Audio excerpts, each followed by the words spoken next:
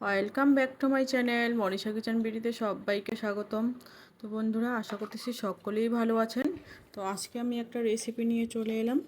তো বন্ধুরা, মূলা শাক খেতে খুবই ইচ্ছে করছিল, তাই ছেলের বাবাকে বলা হয়েছিল যে মূলা শাক আনার জন্য। তো বাজার থেকে খুঁজে খুঁজে নিয়ে এসেছে। তো ওই মূলা শাকগুলোকে আমি এবারে কেটে নিচ্ছি, আর এরকম কুচি কুচি করে কেটে নিব। এরকম কুচি কুচি করে কেটে নিয়ে মূলা শাক ভাজি করলে খেতে অসাধারণ লাগে। তো বন্ধুরা, ভিডিওটি ভালো লেগে থাকলে একটা লাইক করবেন, একটা কমেন্ট করবেন। আর আপনারা যারা এখনও আমার চ্যানেলটিকে সাবস্ক্রাইব করেননি, প্লিজ একটা সাবস্ক্রাইব করে দিবেন। তো মূলা শাকগুলোকে আমার কেটে নেওয়া হয়ে গেল। মূলা শাকগুলোকে আমি ধুয়েও পরিষ্কার করে নিয়েছি। আর আজকে রান্না করব চিংড়ি মাছ দিয়ে মূলা শাক ভাজি, অথবা চিংড়ি মাছ দিয়ে মূলা শাকের মৈঠা।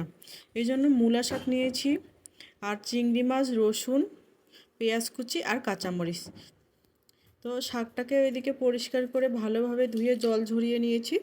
তো প্রথমেই একটা কড়াই বসিয়ে দিয়ে দিব সরষের তেল। আপনারা চাইলে কিন্তু রেগুলার তেলও ইউজ করতে পারেন।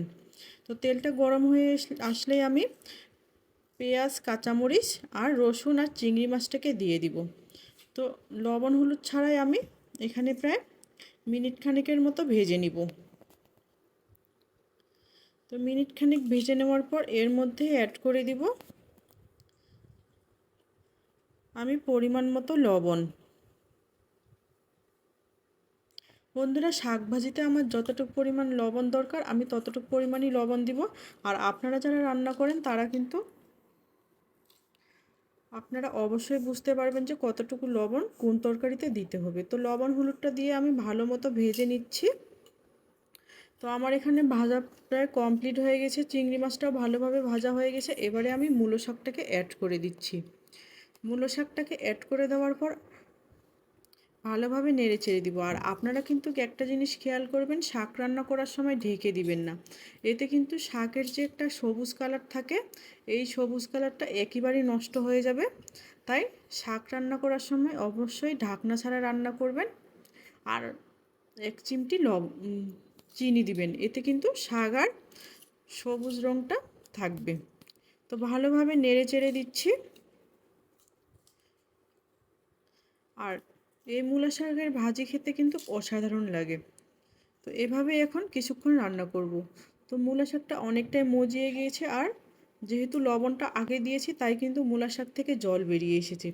এবারে এই জলটার মধ্যে আমি শাকটাকে সিদ্ধ করে নিব। ততক্ষণে রান্না হতে থাক। আর এদিকে আমি 2 চামচ ময়দা নিয়ে নিব। এইটার জন্যই কিন্তু মূলা শাক মৈঠাটা খেতে খুব ভালো লাগে।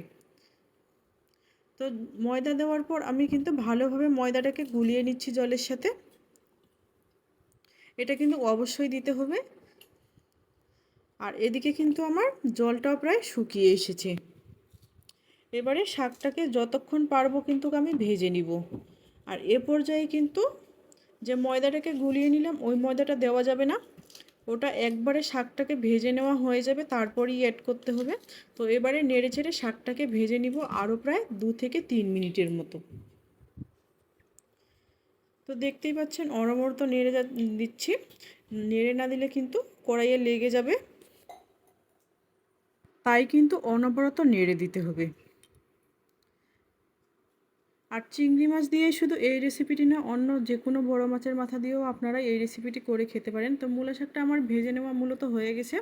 তো এবারে আমি যে ময়দার বেটারটা আছে এটাকে দিয়ে দিলাম। এটাকে দেওয়ার পর কিন্তু খুব ভালোভাবে নেড়ে দিতে হবে, না হলে কিন্তু একদমই ভালো হবে না। তো নেড়ে দেওয়ার পর আবারও আমি কিছুক্ষণ ভেজে নিব নেড়ে চেড়ে। তো এ পর্যায়ে চুলাটার আঁচ কিন্তু একবারে কমিয়ে দিতে হবে। তো আমি নেড়ে চেড়ে ভেজে নিচ্ছি যেন ময়দাটাও ভালো মতো একটু সিদ্ধ হয়ে যায়। তো ময়দাটাকে দেওয়ার পর আবারও আমি 2 মিনিটের মতো ভেজে নিয়েছি। তো বন্ধুরা, এভাবে নেড়ে চেড়ে ভেজে নিতে হবে যেন কোনো রকমের জল জল না থাকে, একেবারে সুন্দর একটা গ্রেভি হয় শাক ভাজিটা। আর এ পর্যায়ে চুলাটা বন্ধ করে, যেহেতু এই চুলার মধ্যে আঁচটা থাকে তাই কিন্তু চুলাটা আমি বন্ধ করে আবারও নেড়ে চেড়ে ভেজে নিচ্ছি।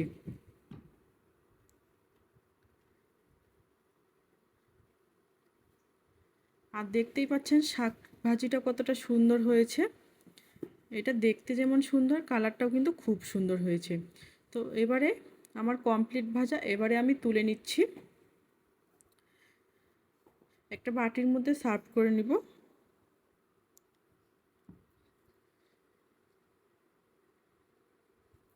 আর দেখতেই পাচ্ছেন কতটা সুন্দর হয়েছে। এই রেসিপিটি দেখতে যেমন সুন্দর, খেতেও কিন্তু অসাধারণ লাগে। আপনারা অবশ্যই এই নতুনভাবে শাক ভাজিটা করার চেষ্টা করবেন। আমি কিন্তু আগেও এই রেসিপিটি বড় মাছের মাথা দিয়ে করেছি, এবারে চিংড়ি মাছ দিয়ে করলাম। তো আজকে দুপুরে রান্না হয়েছে এই মূলা শাক ভাজি চিংড়ি মাছ দিয়ে, আর এখানে রান্না হয়েছে কচুর ছড়ি দিয়ে মাছ।